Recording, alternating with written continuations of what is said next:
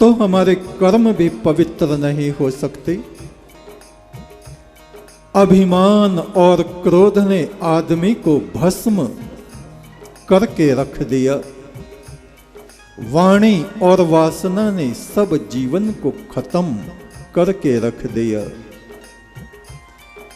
जो योगी बन गए, अपनी आत्मा के प्रकाश को जिन्होंने उस परमात्मा से मिलाने का जतन किया, वे लोग साधना में लग गए। चाहे वे राजा महाराजा हुए हों या साधारण नागरिक हों, किसी भी कुल में वे पैदा हुए हों, इससे कोई फर्क नहीं पड़ता। जो योगी बन गए वे साधना में लग गए, और जो भोगी बन गए वे संसार में खप गए।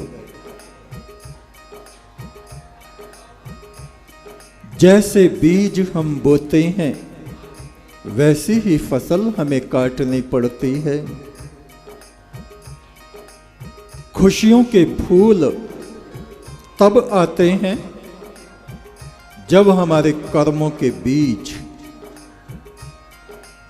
सुगंधित होते हैं, धर्म रस से भीगे हुए होते हैं। जो जैसे काम करता है वैसा ही उसका नाम पड़ जाता है।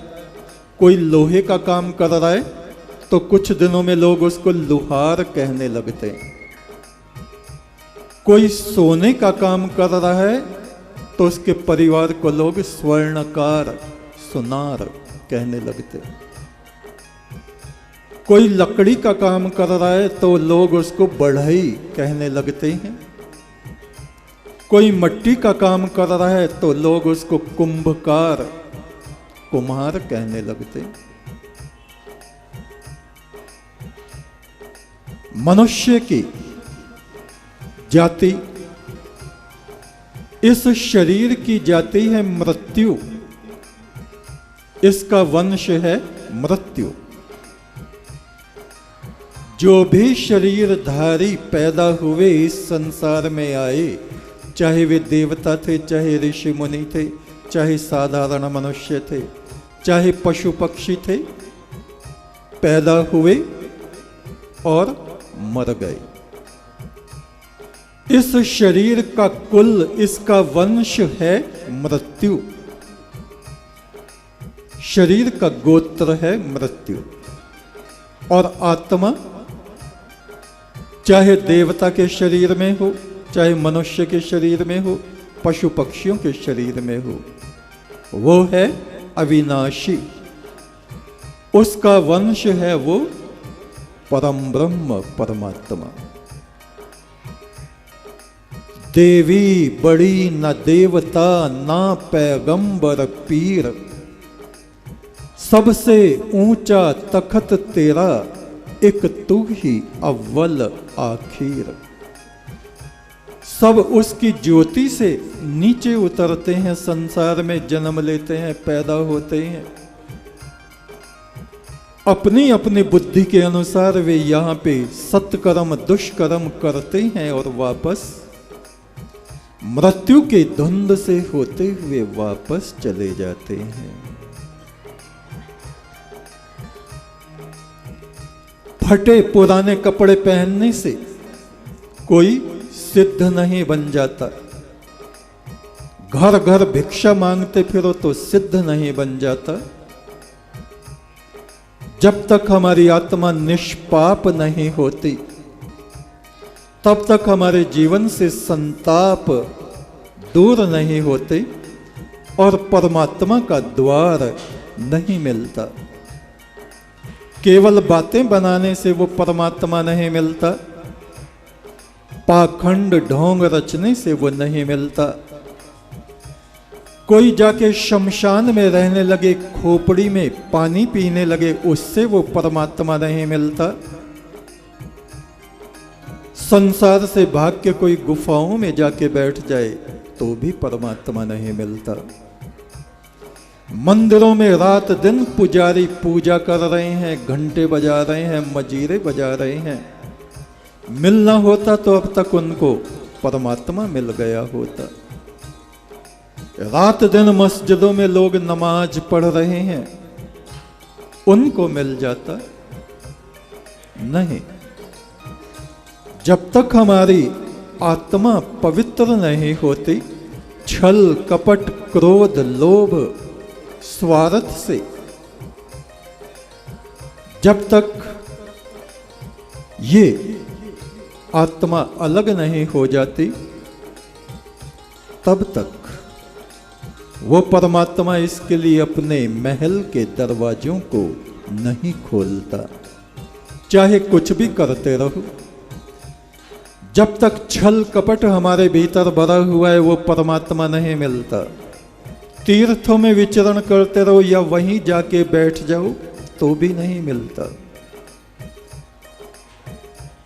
जब तक निष्पाप नहीं हो जाता मनुष्य, तब तक वो मिलता नहीं।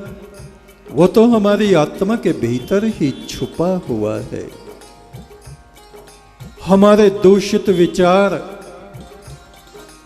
कोहरा बनकर उस ज्योति को ढके रहते हैं। मोह माया की कालिख जब तक हटती नहीं, तब तक वो हमारे भीतर निवास करने वाली ईश्वरीय ज्योति हमें चमकती नहीं।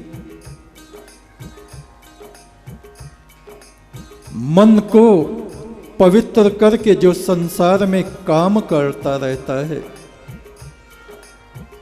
कार्य करते हुए जो उस परम ब्रह्म का सांस सांस पर ध्यान करता रहता है, वह उस परमेश्वर के प्रेम को प्राप्त करने के योग्य बन जाता है।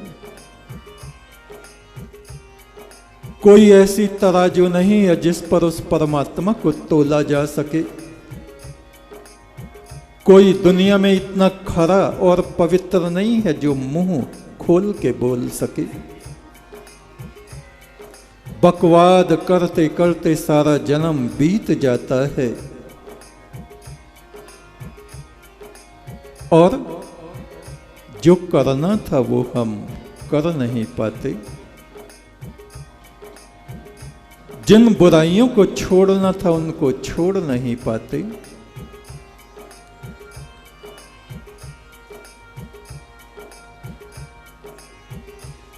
बकवाद करते करते सारा जन्म ही बीत गया।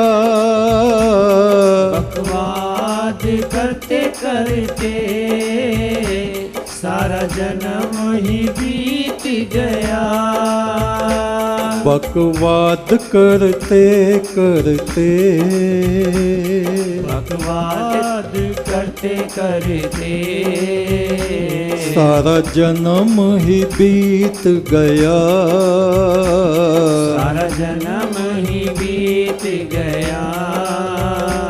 कहे फुल संदे वाले बाबा अब तक कुछ भी न किया। कहे फुल संदे वाले बाबा अब तक कुछ भी न किया। प्रभु सिमरन का दीवा, प्रभु सिमरन का दीवा मैंने माथे पे जलाया। मैंने माथे पे जलाया। उस अजर अमर प्रभु को मैंने खुद में ही पाया। उस अजर अमर प्रभु को मैंने खुद में ही पाया। उस अजर अमर प्रभु को मैंने खुद में ही पाया। उस अजर अमर प्रभु को मैंने खुद में ही पाया। हमारे जीवन में 3 बातें होनी चाहिए। ईश्वरवाद, मनुष्य को कभी भी नास्तिक नहीं होना चाहिए। दुर्बुद्धि वाला नहीं होना चाहिए। हम तो परमात्मा को जब माने जब वो हमारी नौकरी लगवा दे। हम तो परमात्मा को जब माने जब हमारे घुटनों का दर्द ठीक कर दे। तुम मानो या मत मानो, इस पे क्या फर्क पड़ रहा है? तुम नहीं मानोगे तो क्या कल को सूरज निकलेगा नहीं?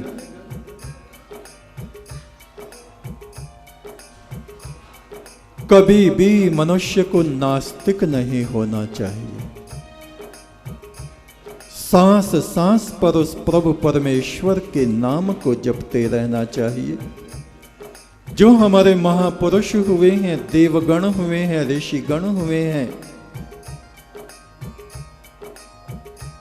हमेशा उनको प्रणाम हमें करते रहना चाहिए। उनके महान जीवन आचरण से हमें सीखना चाहिए। कभी भी अपने महापुरुषों के बारे में उनकी शान के खिलाफ एक भी शब्द अपने मुंह से नहीं निकालना चाहिए। ईश्वरवाद, जैसे वे देवता बन गए वैसे ही हम भी देवता बने, क्योंकि उन्हीं देवगणों के हम पुत्र हैं। देवो भूत्वा देवम यजेत। देवता बनकर तुम उस परम ब्रह्म परमात्मा की आराधना करो। पशु भूत्वा न विचरेत। संसार में पशु और जानवर बन के मत भटकते रहो। ईश्वरवाद, हमारे जीवन में ईश्वरवाद होना चाहिए। दूसरे, हमारे जीवन में राष्ट्रवाद होना चाहिए। देवताओं की ये भूमि है भारतवर्ष। यहां पर छोटे छोटे बच्चों ने परमात्मा का साक्षात्कार किया है।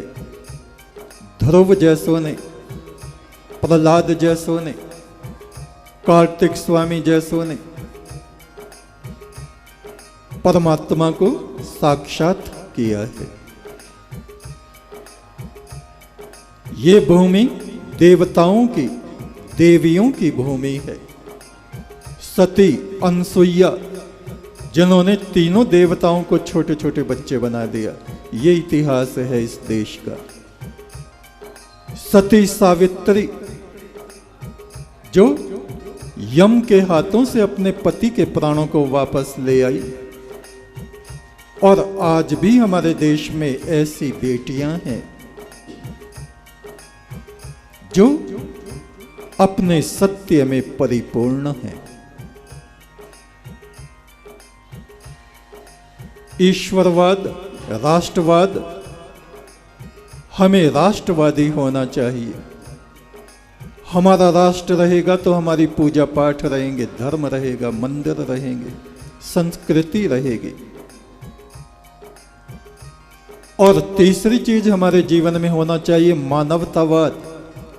ऊंच नीच, जात पात, ये छोटी बुद्धि वाले लोगों की कल्पनाएं हैं। ईश्वर एक है और हर एक आत्मा उसके प्रकाश की बूंद है। आज इन शरीरों में हम हैं और कल को इन शरीरों को छोड़ के सुनहरे पक्षियों की तरह वापस उसी मोक्ष धाम में उड़ जाएंगे जहां से हम आए हैं। अंत में एक बात आपको और कहनी है। जब हमारी अवस्था 19 वर्ष की थी, हम विद्यार्थी थे। मृत्यु के देवता भगवान यम हमारे शरीर से हमारी आत्मा को निकाल के परलोक में ले गए। उन्होंने कहा, आत्माओं का जो स्वामी परम ब्रह्म परमात्मा है, उसने तुम्हें बुलाया है। वो चाहता है कि तुमको हम वो सब दिखाएं जहां आत्माएं शरीर को छोड़ने के बाद, मृत्यु के बाद जाती हैं, और उस सब का वर्णन तुम संसार में करो। और वो हमको ले गए। हमारा शरीर मृतक हुआ पड़ा रहा। वो हमें स्वर्ग में, नरक में, ब्रह्मा के लोक में, विष्णु के लोक में, शिव के लोक में, पैगंबरों के लोक में, सिद्धों के लोक में, जिनको हम जानते भी नहीं थे, उनके लोकों में वो हमको ले गए। एक निर्जरा पर्वत था, वहां पर बहुत असंख्य योगी ध्यान में बैठे हुए थे। मृत्युदेव ने कहा, इनको देख रहे हो, ये कौन लोग हैं? हमने कहा, हमें क्या पता। कहा, ये तुम्हारे पिछले जन्मों के शरीर हैं।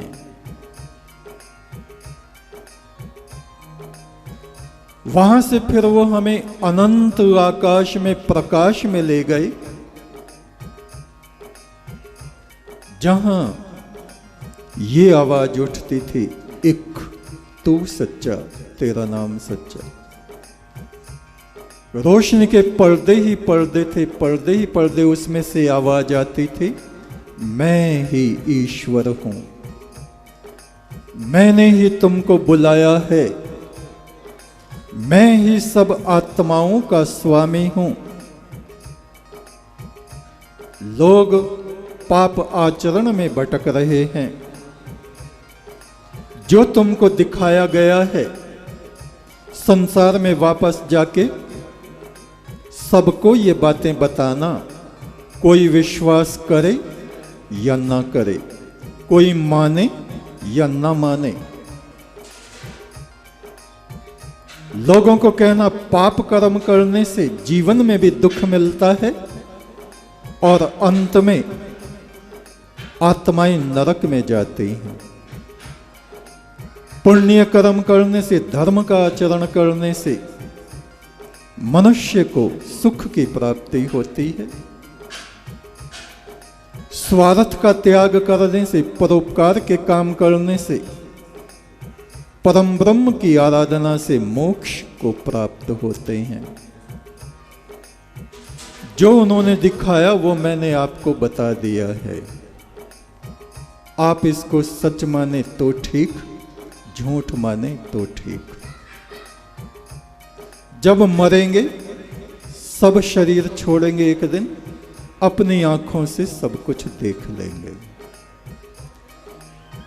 ऋग्वेद के ऋषि कहते हैं, ओम पवमानस्य ते वयम पवित्रम अभ्युन्ततः। हमारा अंतःकरण जब पवित्र हो जाता है, सखित्वम आवरणीमहे, वो हमारा अजर अमर सखा परमात्मा हमें अपने हृदय से लगा लेता है, अपनी ज्योति में एकाकार कर लेता है। कोई हिंदू है, कोई मुस्लिम है, कोई सिख है, कोई ईसाई है, ये है संप्रदाय, ये धर्म नहीं। धर्म पृथ्वी पर रहने वालों के लिए एक ही है, जो हमने बताया, धृति, धैर्य, क्षमा, दम,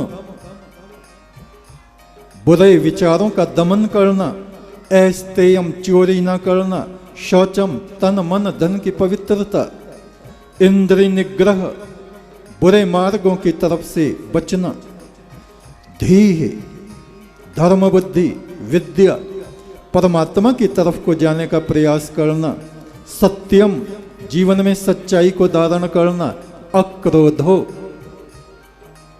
क्रोध को रोकना, दशकम धर्म लक्षणम, ये धर्म के 10 लक्षण कहे गए हैं। इनका जो पालन करता है वो मनुष्य धर्मात्मा कहा जाता है। और इनको छोड़ के चाहे कोई मंदिर में घंटे बजाए, चाहे कोई नमाज पढ़े, चाहे कोई चर्च में जाए, चाहे कोई गुरुद्वारों में जाए, उनकी पूजा वो परमात्मा स्वीकार नहीं करता। एक तू सच्चा, तेरा नाम सच्चा।